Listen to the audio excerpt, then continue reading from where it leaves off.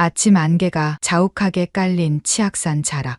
민수는 떨리는 손으로 휴대전화를 받았어요. 새벽 5시 반. 이른 시간에 걸려온 전화는 대부분 좋지 않은 소식을 담고 있었죠. 정민수 선임연구원님이시죠? 원주시청입니다. 긴급 출동 요청이 있어서요. 목소리에는 당황한 기색이 역력했습니다. 민수는 침대에서 벌떡 일어났어요. 20년째 야생동물 보호팀에서 일하면서 이런 전화는 수백 통도 넘게 받았지만 여전히 가슴이 두근거렸습니다. 누군가의 생명이 위급하다는 신호였으니까요. 무슨 일인가요? 치악산 등산로에서 거대한 구렁이가 발견됐는데요. 몸 가운데 부분이 축구공만하게 부풀어 있고 며칠째 같은 자리에서 움직이지 못하고 있답니다. 등산객들이 무서워하고 있어요. 민수의 눈빛이 날카로워졌습니다. 구렁이. 그것도 거대한 구렁이라니. 한국에서 구렁이는 천연기념물이었어요. 개체수가 급격히 줄어들어 이제는 보기 힘든 동물이 되어버렸죠. 민수는 지난 20년 동안 구렁이를 직접 본 것이 손에 꼽을 정도였습니다. 제가 바로 가겠습니다. 전화를 끊고 나서도 마음이 편치 않았어요. 구렁이가 며칠째 움직이지 못한다는 것은 심각한 상황을 의미했습니다. 병에 걸렸거나 다쳤거나 아니면 민수는 떠오르는 불길한 생각을 떨쳐내려 애썼어요. 차가운 새벽 공기가 얼굴을 스쳤습니다. 국립생태원 주차장은 텅 비어 있었고 민수의 낡은 봉고차만이 외롭게 서 있었죠. 트렁크에는 언제나 준비된 구조 장비들이 가득했습니다. 그물, 포획봉, 운반 상자, 그리고 각종 의료 기구들. 또 시작이구나. 민수는 혼잣말을 하며 시동을 걸었어요. 어린 시절부터 동물을 좋아했던 민수에게 이 일은 천직이었습니다. 대학에서 생물학을 전공하고 대학원에서 야생동물학 박사 학위를 받았죠. 하지만 진짜 배움은 현장에서 시작됐어요. 부상당한 독수리를 구조하고 덫에 걸린 고라니를 살리고 도로에 나타난 멧돼지를 안전하게 산으로 돌려보내는 일들. 때로는 이미 숨이 끊어진 동물들을 마주할 때도 있었습니다. 그럴 때마다 마음 한구석이 무너져 내렸어요. 하지만 포기할 수는 없었죠. 살릴 수 있는 생명이 있는 한.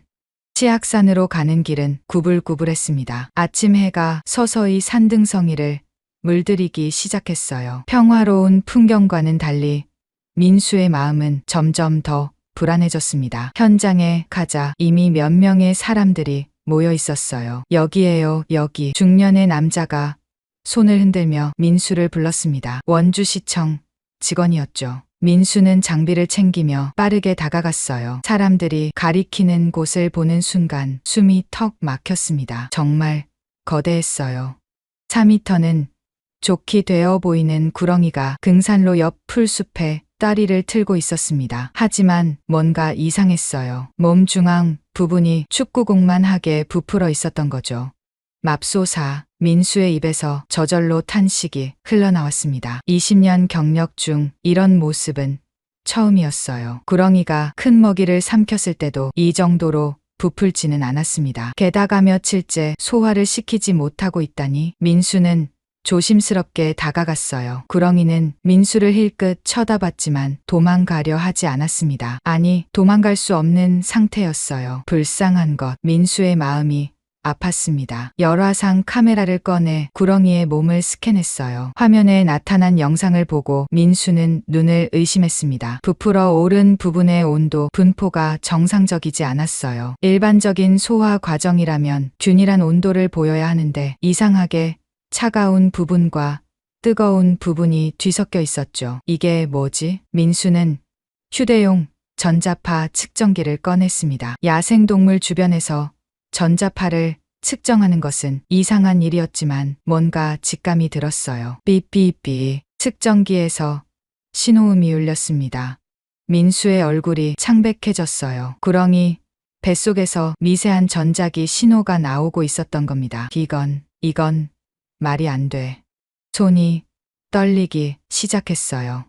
순간 등골이 서늘해졌습니다. 민수는 급히 휴대전화를 꺼내 동료에게 전화를 걸었어요. 서연아, 나야. 지금 당장 초음파 장비 가지고 치악산으로 와줄 수 있어? 민수 오빠, 무슨 일이에요? 목소리가 왜 그래요? 최서연은 민수와 10년째 함께 일하는 수의사였습니다. 민수보다 나이는 어렸지만 실력은 누구보다 뛰어났죠. 설명할 시간이 없어. 제발 빨리 와줘. 뭔가 큰일이 일어나고 있는 것 같아. 민수의 절박한 목소리에 서연도 긴장했습니다. 알겠어요. 30분 안에 갈게요. 전화를 끊고 민수는 다시 구렁이를 바라봤어요. 구렁이의 눈은 고통스러워 보였습니다. 민수는 그 눈을 똑바로 마주 봤어요. 조금만 참아. 내가 꼭 도와줄게. 시청 직원이 불안한 표정으로 물었습니다. 박사님, 뭔가 심각한 건가요? 민수는 잠시 망설였어요. 아직 확실하지 않은 상황에서 사람들을 불안하게 만들고 싶지 않았죠. 일단 정밀 검사를 해봐야 알 것 같습니다. 혹시 이 구렁이를 처음 발견한 분이 누구인지 아시나요? 아, 저쪽에 계신 할아버지예요. 매일 아침 등산하시는 분인데 3일 전부터 구렁이가 여기 있었다고 하시네요. 민수는 할아버지에게 다가갔습니다. 안녕하세요, 어르신. 저는 국립생태원에서 나온 정민수라고 합니다. 구렁이를 처음 보셨을 때 상황을 좀 자세히 말씀해 주실 수 있으신가요? 할아버지는 수염을 쓸어내리며 생각에 잠겼어요. 그게 3일 전 새벽이었어. 여느 때처럼 산책하고 있었는데 갑자기 이상한 소리가 들렸지. 뭔가 꿀꺽꿀꺽 삼키는 소리 같기도 하고. 민수의 눈빛이 예리해졌습니다. 그때 구렁이가 뭔가를 삼키고 있었나요? 그건 잘 모르겠어. 너무 어두워서 제대로 보지는 못했거든. 하지만 분명 뭔가를 하고 있었어. 그리고 그때부터 저 자리에서 움직이지 않고 있지. 민수는 고개를 끄덕였어요. 3일, 구렁이가 먹이를 소화시키는 데는 보통 일주일 정도 걸리지만 이 상태로 3일을 버틴 것도 지적이었습니다. 30분 후 서연이 도착했어요. 그녀는 초음파 장비를 들고 헐레벌떡 뛰어왔습니다. 오빠, 이게 그 구렁이에요? 정말 크네요. 서연아, 빨리 초음파 검사를 해봐. 뱃속에 뭐가 있는 것 같아. 서연은 능숙하게 장비를 설치하고 검사를 시작했어요. 화면을 보던 그녀의 얼굴이 점점 굳어졌습니다. 오빠, 이거 뭐야? 뭐가 보여? 서연은 떨리는 손가락으로 화면을 가리켰어요. 2개의 생체 신호가 잡혀요. 하나는 구렁이 것이고 또 하나는, 그리고 여기 보세요. 금속성 물체의 윤곽이 보여요. 민수의 심장이 쿵쾅거렸습니다. 최악의 상상이 현실이 되고 있었어요. 금속성 물체라니. 그게 뭔지 알 수 있어? 정확하지는 않지만 어떤 용기나 캡슐 같은 형태예요. 그리고 그 안에서 또 다른 생명체의 신호가. 두 사람은 서로를 바라봤어요. 믿기 힘든 상황이었지만 증거는 명백했습니다. 구렁이 뱃속에 정체불명의 캡슐이 있고 그 안에는 살아있는 무언가가 들어있었던 것입니다. 민수의 머릿속이 복잡해졌어요. 누가, 왜, 어떻게 이런 일을 벌였을까? 그리고 캡슐 안의 생명체는 대체 무엇일까? 서연아, 이 구렁이를 생태원으로 옮겨야겠어. 수술이 필요할 것 같아. 네, 저도 그렇게 생각해요. 하지만 오빠, 이건 정말 이상해요. 구렁이가 이런 걸 삼킬 리가 없잖아요. 민수도 같은 생각이었습니다. 구렁이는 살아있는 먹이만 먹어요. 금속 캡슐 같은 걸 삼킬 이유가 없죠. 누군가 일부러. 그 순간 민수의 등줄기를 차가운 전율이 훑고 지나갔습니다. 이건 단순한 사고가 아니었어요. 누군가의 의도적인 계획이 숨어있는 사건이었죠. 그리고 민수는 아직 모르고 있었습니다. 이것이 더 크고 무서운 진실의 시작일 뿐이라는 것을요. 국립생태원 부속 동물병원으로 향하는 구급차 안. 민수는 구렁이 옆에 앉아 있었어요. 특수 제작된 운반 상자 속에서 구렁이는 가쁜 숨을 쉬고 있었죠. 민수의 손은 여전히 떨리고 있었습니다. 서연이 운전대를 잡고 있었어요. 그녀의 얼굴에도 긴장감이 가득했죠. 오빠, 정말 믿기지 않아요. 구렁이 뱃속에 금속 캡슐이라니. 민수는 고개를 끄덕였습니다. 20년 동안 야생동물을 다뤄왔지만 이런 일은 상상조차 못했어요. 병원에 도착하자마자 의료진이 대기하고 있었습니다. 모두가 긴장한 표정이었죠. 이런 특이한 케이스는 그들에게도 처음이었으니까요. CT실로 바로 옮기세요.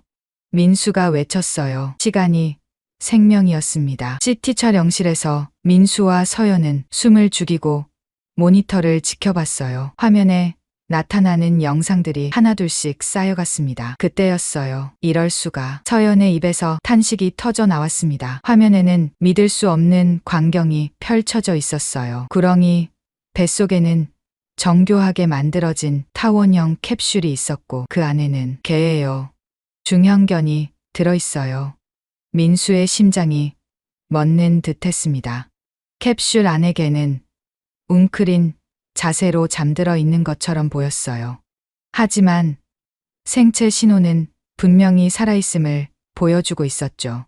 이건 생명유지 장치예요. 봐요. 여기 산소 공급 장치도 있고 온도 조절 시스템도. 서연이 떨리는 손가락으로 화면을 가리켰습니다. 그 순간 문이 벌컥 열렸어요.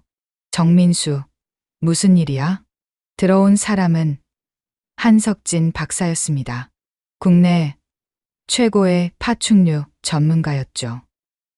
민수가 급히 연락했던 것입니다. 한 박사님, 이거 보세요. 한 박사는 CT 영상을 보더니 안경을 벗어 닦았어요. 그리고 다시 썼습니다. 믿기지 않는다는 표정이었죠. 이건 생물학적으로 불가능해. 구렁이가 이런 크기의 무생물체를 삼킬 리가 없어. 한 박사의 목소리가 떨렸어요. 게다가 이 캡슐의 지름이. 구렁이가 입을 최대한 벌려도 삼킬 수 없는 크기야. 민수의 등골이 오싹해졌습니다. 그렇다면 어떻게? 수술을 해야 합니다. 지금 당장요. 민수의 단호한 목소리에 모두가 고개를 끄덕였어요. 수술실이 급히 준비됐습니다. 민수와 서연, 그리고 한 박사가 수술에 참여했죠. 마취된 구렁이가 수술대 위에 누워 있었어요. 시작합니다. 서연이 메스를 들었습니다. 조심스럽게, 아주 조심스럽게 절개를 시작했어요. 순간 민수의 숨이 막혔습니다. 구렁이의 몸 안에서 은색 캡슐이 모습을 드러냈어요. 실제로 보니 더욱 정교했습니다. 마치 우주선의 축소판 같았죠. 저기 뭔가 써 있어요. 한 박사가 가리켰습니다. 캡슐 표면에 작은 글씨가 새겨져 있었어요. 민수는 순간 온몸에 소름이 돋았습니다. 바이오테라, 어디선가 들어본 이름이었어요. 일단 캡슐을 꺼내야 해요. 서연이 신중하게 캡슐을 들어 올렸습니다. 무게가 상당했어요. 특수 금속으로 만들어진 것 같았죠. 캡슐을 별도의 검사대로 옮긴 후 민수는 구렁이의 상처를 봉합하기 시작했어요. 다행히 구렁이의 상태는 안정적이었습니다. 이제 캡슐을 열어봐야겠어요. 서연이 말했습니다. 하지만 어떻게 열어야 할지 막막했어요. 캡슐에는 눈에 보이는 이음새나 버튼이 없었거든요. 그때 한 박사가 뭔가를 발견했습니다. 여기 센서 같은 게 있어. 지문 인식이나 홍채 인식 장치인 것 같은데. 민수가 다가가 살펴봤어요. 정말로 작은 센서가 있었습니다. 민수는 망설이다가 손가락을 대봤어요. 삐빅, 거부, 신호음이 울렸습니다. 역시 특정인만 열 수 있게 되어 있나 봐요. 서연이 한숨을 쉬었습니다. 하지만 그 순간 기적 같은 일이 일어났어요. 캡슐에서 치직 소리가 나더니 천천히 열리기 시작한 것입니다. 뭐야? 왜 갑자기? 세 사람은 숨을 죽이고 지켜봤습니다. 캡슐이 완전히 열리자 안에서 하얀 김이 피어올랐어요. 그리고 그 안에는 진돗개예요. 서연이 외쳤습니다. 하얀 털의 진돗개가 마치 잠든 것처럼 누워 있었어요. 가슴이 미세하게 오르내리고 있었죠. 살아 있었습니다. 민수는 조심스럽게 개의 상태를 확인했어요. 체온은 정상보다 훨씬 낮았고 심박수도 분당 10회 정도로 극도로 느렸습니다. 인공동면 상태예요. 특수한 약물을 사용한 것 같아요. 서연이 개의 목에서 작은 칩을 발견했습니다. 신원 확인 칩이에요. 읽어볼게요. 스캐너로 칩을 읽자 정보가 나타났습니다. 이름 백두 품종 진돗개, 나이 3살 소유자 뮤처라 리서치라. 민수의 주먹이 꽉 쥐어졌어요. 분노가 치밀어 올랐습니다. 이 개를 실험에 이용한 거예요. 도대체 무슨 실험을? 그때였습니다. 삐. 캡슐에서 날카로운 전자음이 울리기 시작했어요. 그리고 작은 LED 불빛이 깜빡이기 시작했죠. 뭔가 신호를 보내는 것 같아요. 한 박사가 소리쳤습니다. 민수는 직감적으로 알았어요. 이것은 위치 추적 신호였습니다. 누군가에게 캡슐이 열렸다는 것을 알리는. 30분도 지나지 않아 민수의 직감은 현실이 됐어요. 병원 로비가 갑자기 소란스러워졌습니다. 검은 정장을 입은 사람들이 들이닥친 것이었죠. 뭐야? 당신들 누구야? 경비원이 막으려 했지만 그들은 거침없이 밀고 들어왔어요. 선두에 선 여자가 신분증을 내밀었습니다. 바이오테라 법무팀 김 변호사입니다. 저희 회사 자산을 회수하러 왔습니다. 민수가 급히 로비로 내려갔어요. 분노로 얼굴이 붉어져 있었죠. 자산이라고요? 살아있는 생명을 자산이라고 부르는 겁니까? 김 변호사는 차가운 표정으로 서류를 내밀었어요. 이 개체는 저희 회사의 연구 자산입니다. 법적 소유권이 저희에게 있죠. 즉시 반환해 주시기 바랍니다. 터무니없는 소리. 이 개는 명백히 학대받은 상태입니다. 그리고 천연기념물인 구렁이를 이용한 것도 증거가 있습니까? 김 변호사의 목소리는 얼음처럼 차가웠어요. 저희는 분실된 연구 자산을 찾으러 온 것뿐입니다. 구렁이 운운하는 것은 무슨 말씀이신지 모르겠네요. 민수의 이가 갈렸습니다. 그들은 모든 것을 부정하려 들고 있었어요. CCTV가 있습니다. 구렁이 뱃속에서 캡슐을 꺼낸 그 영상들도 모두 삭제해 주셔야겠네요. 김 변호사가 끼어들었습니다.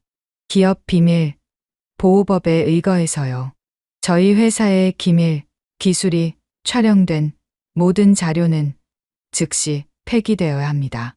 민수는 믿을 수가 없었어요. 이렇게 뻔뻔할 수가 있나? 당신들이 무슨 실험을 한 거죠? 왜 개를 캡슐에 넣어서? 그것은 당신이 알 바 아닙니다. 검은 정장의 남자들이 수술실로 향했어요. 민수가 막으려 했지만 소용없었습니다. 경찰을 부르겠습니다. 그러세요. 하지만 저희는 합법적인 절차를 따르고 있습니다. 김 변호사는 자신만만했어요. 민수는 무력감에 주저앉고 싶었습니다. 하지만 포기할 수 없었어요. 서연과 한 박사가 민수 옆으로 다가왔습니다. 오빠, 우리가 뭔가 해야 해요. 서연의 눈에는 결의가 담겨 있었어요. 바이오테라 직원들은 캡슐과 진돗개를 가져갔습니다. 그리고 정말로 모든 CCTV 영상과 CT 자료들을 삭제하도록 압박했어요. 하지만 민수는 알고 있었습니다. 이것은 시작에 불과하다는 것을. 그들이 떠난 후 민수는 주먹을 꽉 쥐었어요. 분노와 함께 결심이 섰습니다. 반드시 진실을 밝히고 말겠어. 민수의 낮은 목소리에는 단단한 의지가 담겨 있었어요. 창밖으로 검은 차량들이 사라져가는 것이 보였습니다. 하지만 민수는 직감했어요. 이 사건은 여기서 끝나지 않을 것이라고. 그리고 그 직감은 정확했습니다. 다음 날 아침, 민수는 치악산으로 다시 향했어요. 바이오테라가 모든 증거를 가져갔지만 민수는 포기하지 않았습니다. 어딘가에 단서가 남아있을 거라고 믿었죠. 최초 신고자였던 할아버지를 찾아가기로 했어요. 그 할아버지가 구렁이를 3일 동안 지켜봤다면 뭔가 더 알고 있을지도 모르니까요. 마을 입구에서 할아버지를 만났습니다.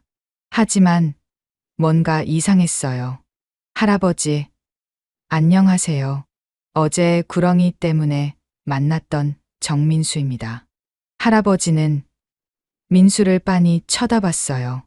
그 눈빛에는 아무런 인식의 빛이 없었습니다.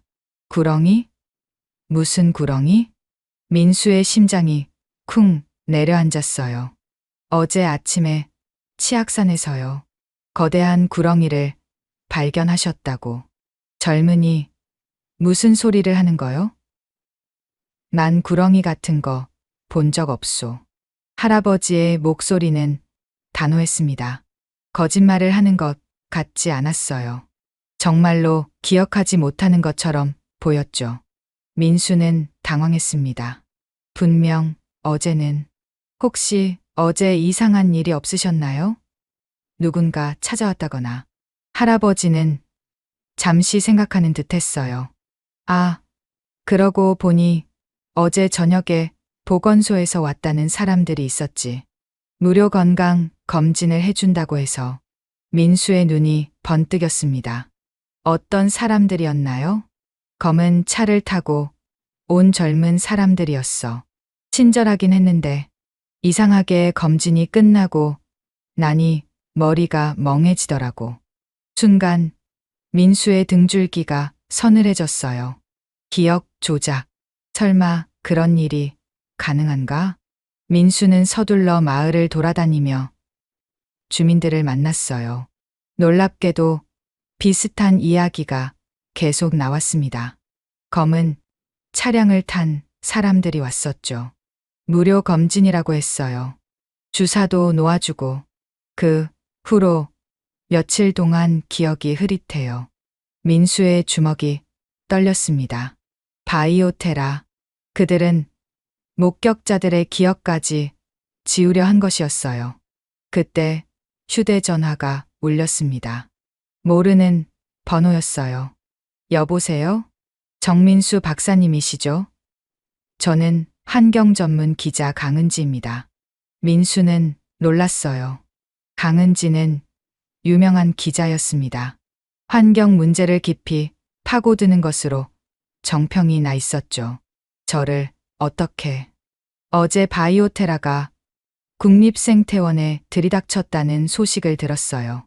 만나서 이야기하고 싶은데요. 민수는 잠시 망설였지만 도움이 필요한 상황이었어요. 좋습니다. 어디서 만날까요? 1시간 후 원주 시내의 조용한 카페. 강은지는 민수가 생각했던 것보다 젊었어요. 하지만 그녀의 눈빛은 날카로웠습니다. 박사님, 사실 저는 몇 달 전부터 이상한 제보들을 받고 있었어요. 은지가 노트북을 열었습니다.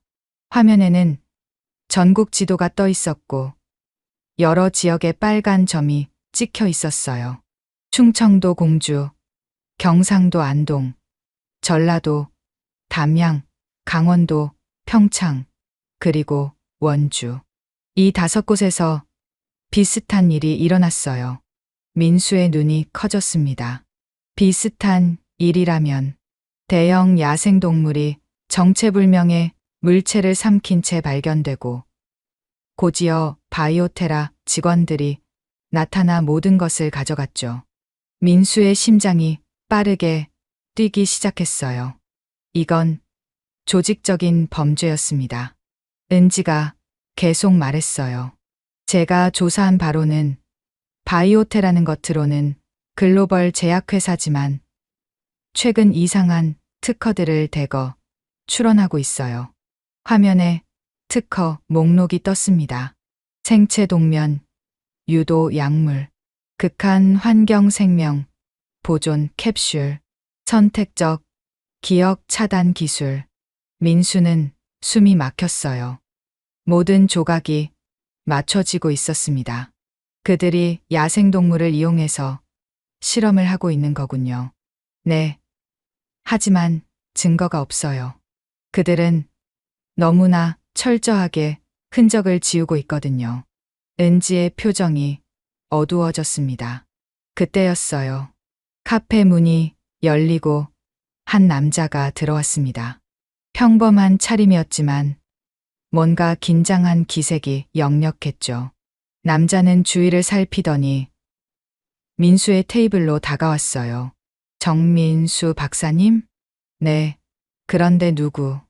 남자는 재빨리 USB를 테이블 위에 놓았습니다. 시간이 없어요. 이걸 꼭 보세요. 그리고 조심하세요. 그는 그 말만 남기고 황급히 카페를 나갔어요. 민수와 은지는 서로를 바라봤습니다. USB가 테이블 위에서 불길하게 빛나고 있었어요. 일단 제 사무실로 가죠. 여기서는 위험해요. 은지가 말했습니다. 30분 후 은지의 사무실. 민수는 떨리는 손으로 USB를 컴퓨터에 꽂았어요. 암호를 묻는 창이 떴습니다. 뭐지? 암호가.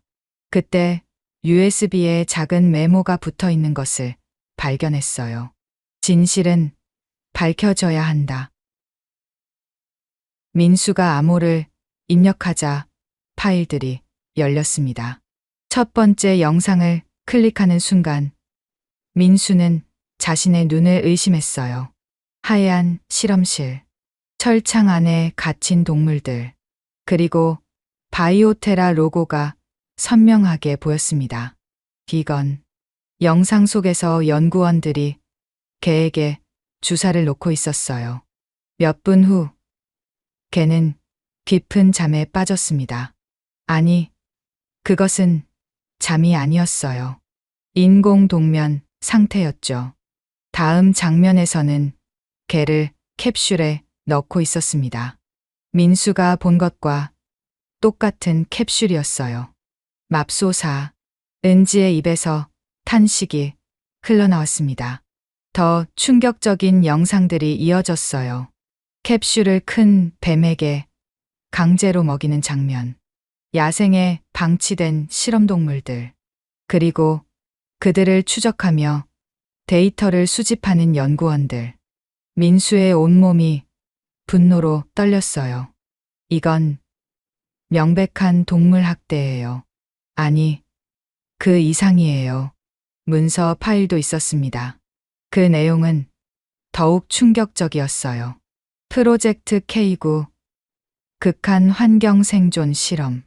목표 우주여행 및 장기 보존을 위한 생체 동면 기술 개발. 1단계 개과 동물 실험 완료. 2단계 영장류 실험 진행 중. 3단계 인간 자원자 모집 예정. 민수의 손이 멈췄습니다. 인간 실험. 그들의 최종 목표는 인간이었어요. 이 자료를 보낸 사람이 누구일까요? 은지가 물었습니다. 민수는 파일을 더 뒤져봤어요. 마지막 폴더에 발신자의 메시지가 있었습니다. 저는 바이오테라의 전직 연구원입니다. 더 이상 이런 비인간적인 실험을 지켜볼 수 없어서 이 자료를 보냅니다. 회사는 정부 고위층과 연결되어 있어 쉽게 무너지지 않을 겁니다. 하지만 진실은 밝혀져야 합니다. 조만간 직접 만나 더 많은 것을 알려드리겠습니다. 윤재민, 민수와 은지는 서로를 바라봤어요. 이제 그들은 거대한 진실의 일부를 알게 됐습니다. 하지만 이것은 시작에 불과했어요. 이 자료로 기사를 쓸 수 있어요. 은지의 눈이 반짝였습니다. 하지만 조심해야 해요. 그들이 가만히 있지 않을 거예요. 민수가 경고했어요. 그 순간 민수의 휴대전화가 울렸습니다. 서연이었어요. 오빠, 큰일이에요. 병원에 이상한 사람들이 와서. 전화가 뚝 끊겼습니다. 민수의 얼굴이 창백해졌어요. 바이오테라가 움직이기 시작한 것이었습니다. 민수는 서연에게 전화를 걸었지만 연결되지 않았어요. 불안감이 온몸을 휘감았습니다. 제가 같이 가겠어요. 은지가 일어서며 말했어요. 민수는 고개를 끄덕였습니다. 혼자보다는 둘이 나은 상황이었죠. 국립생태원으로 향하는 차 안. 민수의 손은 핸들을 꽉 쥐고 있었어요. 서연에게 무슨 일이 생긴 건 아닐까. 가슴이 미어지는 것 같았습니다. 다행히 병원에 도착했을 때 서연은 무사했어요. 하지만 그녀의 얼굴은 창백했죠. 오빠, 바이오테라 사람들이 또 왔었어요. 모든 기록을 압수해 갔어요. 서연의 목소리가 떨렸습니다. 우리가 보관했던 구렁이, 조직 샘플도요. 그리고 서연이 주위를 살피며 목소리를 낮췄어요. 이상한 전화가 왔어요. 누군가 오빠를 만나고 싶다고. 민수의 눈이 날카로워졌습니다. 누구지? 이름은 윤재민이라고 했어요. 오늘 밤 10시에 폐쇄된 원주 화학공장에서 만나자고. 윤재민. USB에 있던 그 이름이었어요. 민수와 은지는 서로를 바라봤습니다. 그날 밤 9시 반. 민수는 약속 장소로 향했어요. 은지도 함께였습니다. 기자의 본능이 이 만남이 중요하다고 말하고 있었죠. 폐쇄된 화학공장은 음산했어요. 깨진 유리창 사이로 차가운 바람이 불어왔습니다.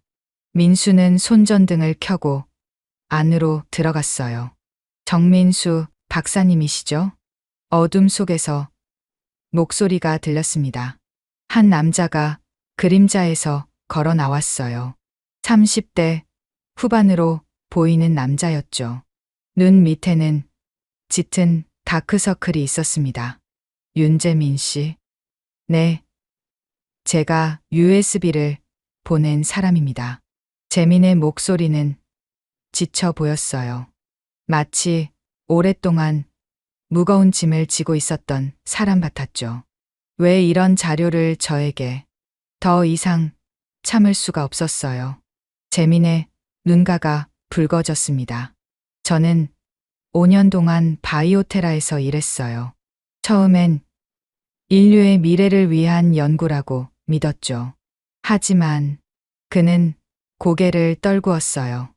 시간이 지날수록 뭔가 잘못됐다는 걸 알게 됐어요. 우리가 하는 일이 선을 넘었다는 걸요. 민수는 조심스럽게 물었습니다. 구체적으로 어떤 실험을 하신 건가요? 재민은 깊은 숨을 쉬었어요. 그리고 천천히 입을 열었습니다. 바이오테라의 최종 목표는 인간의 생체 보존 기술이에요. 우주여행, 불치병 환자의 미래 치료. 겉으로는 그럴듯한 명분이었죠. 그의 목소리가 떨렸어요. 하지만 방법이 문제였어요. 그들은 동물을 단순한 실험 도구로만 봤어요. 수백 마리의 개들이 실험 과정에서 죽었습니다. 민수의 주먹이 떨렸어요. 분노가 치밀어 올랐습니다. 구렁이 사건도 의도적이었던 건가요? 재민이 고개를 끄덕였어요. 예. 극한 환경 테스트였어요. 대형 포식자의 소화기관 내부라는 극한 환경에서 캡슐이 얼마나 버틸 수 있는지, 그리고 안의 생명체가 무사할 수 있는지. 순간 민수의 속이 뒤집혔습니다. 그들은 생명을 가지고 장난을 친 것이었어요. 목격자들의 기억이 사라진 것도 선택적 기억 차단 약물이에요. 재민이 주머니에서 작은 병을 꺼냈습니다. 이걸 주사하면 특정 시간대의 기억만 지울 수 있어요. 부작용도 거의 없고 완벽한 은폐 수단이죠. 은지가 숨을 들이켰어요. 그런 기술이 정말 가능한가요? 바이오테라는 겉으로 드러난 것보다 훨씬 거대한 조직이에요. 정부의 비밀 프로젝트와도 연결되어 있고 막대한 자금력을 가지고 있죠. 재민의 표정이 어두워졌습니다. 그리고 더 무서운 건 이제 2단계로 넘어가려 하고 있어요. 2단계요? 영장류 실험입니다. 침팬지와 오랑우탄을 이용한 실험이 이미 시작됐어요. 그리고 재민이 잠시 말을 멈췄어요. 그의 손이 미세하게 떨리고 있었습니다. 3단계는 인간이에요. 이미 자원자를 모집하고 있습니다. 물론 그들은 진짜 실험 내용을 모르죠. 민수의 심장이 얼어붙는 것 같았어요. 그걸 막아야 해요. 그래서 제가 이렇게 나선 겁니다. 재민이 가방에서 두꺼운 파일을 꺼냈어요. 여기 모든 증거가 있어요. 실험 데이터, 피해 동물들의 리스트, 관련자들의 이름, 그리고 앞으로의 계획까지. 민수가 파일을 받아들었어요. 묵직한 무게가 느껴졌습니다. 이것은 단순한 서류가 아니었어요.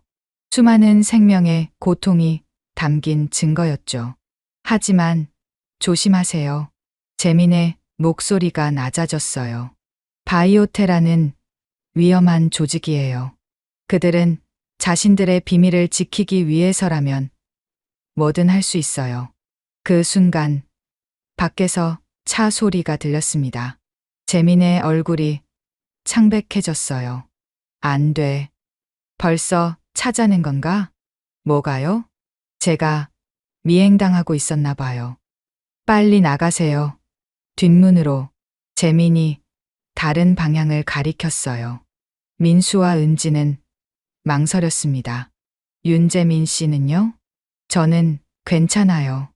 어차피 각오하고 나온 거예요. 빨리 가세요. 그 자료가 더 중요해요. 발소리가 가까워지고 있었어요. 민수는 재민의 손을 꽉 잡았습니다. 꼭 무사하세요. 이 진실을 세상에 알릴게요.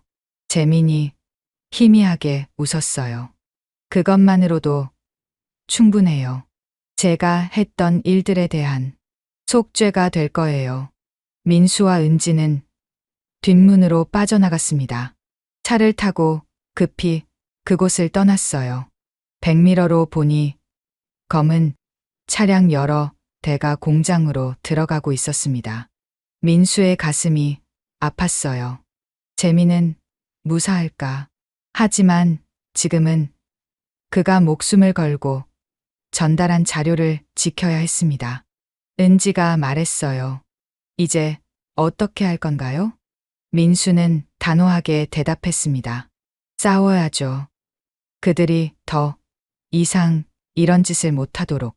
차는 어둠 속을 달렸어요.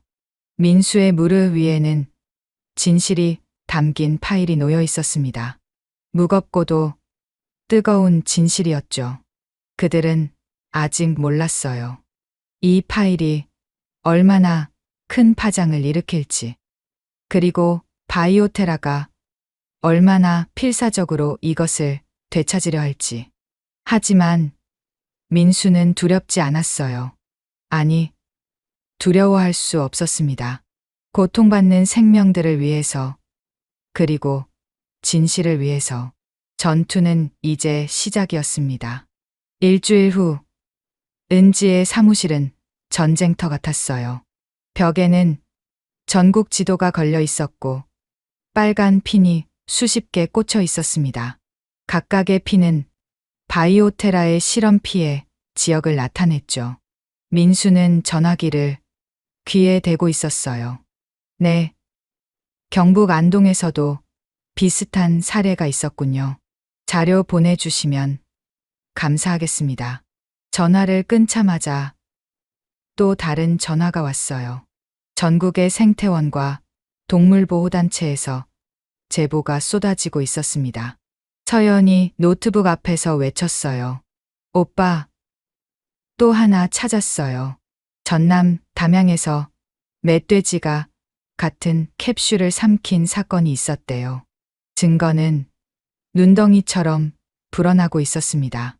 하지만 민수의 표정은 어두웠어요. 윤재민에게서 연락이 없었거든요. 은지가 기사를 마무리하고 있었습니다. 그녀의 손가락이 키보드 위를 빠르게 움직였어요. 이제 거의 다 됐어요. 내일 아침 일찍 공개할 예정이에요. 바로 그때였습니다. 똑똑똑. 사무실 문을 두드리는 소리가 들렸어요. 이 시간에 찾아올 사람은 없었는데 민수가 조심스럽게 문을 열었습니다. 정장을 입은 3명의 사람이 서 있었어요. 안녕하세요. 바이오테라 법무팀입니다. 앞에 선 여자가 명함을 내밀었어요. 김 변호사, 병원에서 봤던 그 사람이었습니다. 무슨 일로 오셨죠? 민수의 목소리가 차가워졌어요. 평화적으로 해결하고 싶어서 왔습니다. 김 변호사가 서류 가방을 열었어요. 두꺼운 계약서가 보였습니다. 이것은 합의서입니다. 서명만 하시면 각자 1억 원씩 드리겠습니다. 민수의 눈이 날카로워졌어요. 은지와 서연도 놀란 표정이었죠. 우리를 돈으로 사려는 건가요? 오해하지 마세요. 이것은 서로를 위한 제안입니다. 김 변호사의 목소리는 여전히 차가웠어요. 만약 거절하신다면 명예훼손과 업무방해로 고소할 수밖에 없습니다. 우리 회사의 법무팀이 얼마나 강력한지 아시죠? 순간 민수의 안에서 뭔가가 끊어지는 소리가 났어요. 분노가 폭발하기 직전이었습니다. 나가세요. 민수의 목소리는 낮았지만 단호했어요. 우리는 돈에 팔리지 않습니다. 그리고 협박에도 굴복하지 않아요. 김 변호사의 표정이 굳어졌습니다. 후회하실 겁니다. 그들이 떠난 후 사무실에는 무거운 침묵이 흘렀어요. 정말 괜찮을까요? 서연이 걱정스럽게 물었습니다. 민수는 주먹을 꽉 쥐었어요. 괜찮아. 우리가 옳은 일을 하고 있잖아. 은지가 일어섰습니다. 그녀의 눈은 결의에 차 있었어요. 기다리지 말고 지금 당장 기사를 올려요. 그리고 내일 기자회견을 열죠. 민수가 고개를 끄덕였어요. 동물보호단체와 환경단체에 연락할게요. 함께 해달라고. 그날 밤은 길었습니다. 민수는 밤새 전화를 걸었어요. 다행히 많은 단체가 동참하겠다고 했죠. 새벽 5시 은지의 기사가 온라인에 올라갔습니다. 충격, 대기업 바이오테라의 잔인한 동물 실험 실태. 기사에는 모든 증거가 담겨 있었어요. 실험 영상, 피해 동물 리스트, 내부 문서들, 그리고 무엇보다 충격적인 것은 앞으로의 인체 실험 계획이었죠. 반응은 폭발적이었습니다. 1시간 만에 조회수 10만. 댓글은 분노로 가득했어요. 이게 진짜라면 정말 끔찍하다. 동물을 이렇게 학대하다니. 당장 수사해야 한다. 오전 10시 서울 프레스센터. 기자회견장은 기자들로 가득했어요. 민수는 떨리는 마음을 진정시키며 단상에 올랐습니다. 안녕하세요. 저는 국립생태원의 정민수입니다. 수십 개의 카메라가 민수를 향했어요. 플래시가 터졌습니다. 민수는 천천히 그러나 명확하게 말하기 시작했어요. 구렁이 발견부터 시작해서 모든 진실을 털어놨습니다. 스크린에는 증거 자료들이 하나씩 떴어요. 실험 영상이 나올 때마다 기자들 사이에서 탄식이 흘러나왔죠.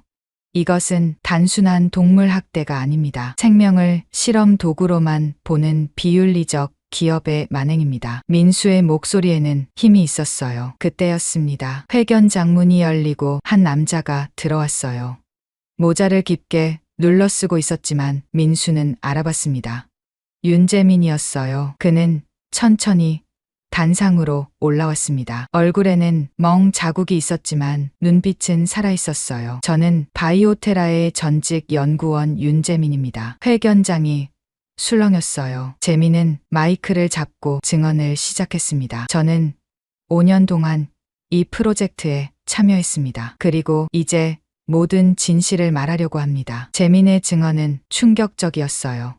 실험의 구체적인 방법, 희생된 동물의 수, 은폐 공작, 모든 것이 낱낱이 드러났습니다. 저도 공범입니다. 하지만 더 이상은 침묵할 수 없었습니다. 재민의 눈에서 눈물이 흘렀어요. 기자회견이 끝난 후 파장은 걷잡을 수 없이 커졌습니다. 시민들이 거리로 나왔어요. 바이오테라 본사 앞에는 시위대가 모였죠. 생명은 실험 도구가 아니다. 동물 학대 기업 바이오테라 규탄한다. 정부도 움직이기 시작했습니다. 그날 오후 검찰이 바이오테라 본사를 압수수색했어요. 일주일 후 텔레비전 뉴스에서 속보가 나왔습니다. 바이오테라 한국 지사장과 연구소장이 동물보호법 위반 혐의로 구속됐습니다. 검찰은 추가 수사를 통해 민수는 생태원 사무실에서 뉴스를 보고 있었어요. 서연과 은지도 함께였죠. 우리가 해냈어요. 서연이 환호했습니다. 하지만 민수의 표정은 담담했어요. 이것은 끝이 아니라 시작이었으니까요. 한 달 후 민수는 국회 회의실에 있었어요. 야생동물 보호법 개정을 위한 공청회였죠. 동물 실험에 대한 규제를 대폭 강화해야 합니다. 민수의 제안은 많은 지지를 받았어요. 6개월 후 강원도 산속 새로 만들어진 야생동물 보호구역.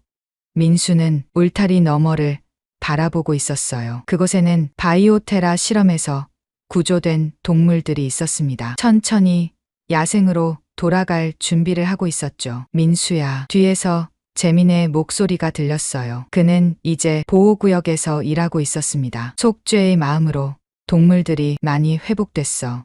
곧 자연으로 돌아갈 수 있을 거야. 민수는 미소를 지었어요. 비록 모든 동물을 구하지는 못했지만 이제 시작이었습니다. 멀리서 새들이 지저귀는 소리가 들렸어요. 평화로운 소리였죠. 민수는 생각했습니다. 앞으로도 싸워야 할 일들이 많겠지만 포기하지 않을 거라고. 생명을 지키는 일은 멈출 수 없으니까요. 그렇게 새로운 아침이 밝아오고 있었습니다. 즐거우셨나요? 이렇게 지금 이 순간에도 생명을 지키기 위해 많은 사람들이 뛰어다니고 땀 흘리고 있습니다. 항상 감사함을 갖습니다. 이 사연이 즐거우셨다면 구독과 좋아요 부탁드립니다. 오늘 하루 행복하실 겁니다. 다음에 더 좋은 사연으로 찾아뵙겠습니다.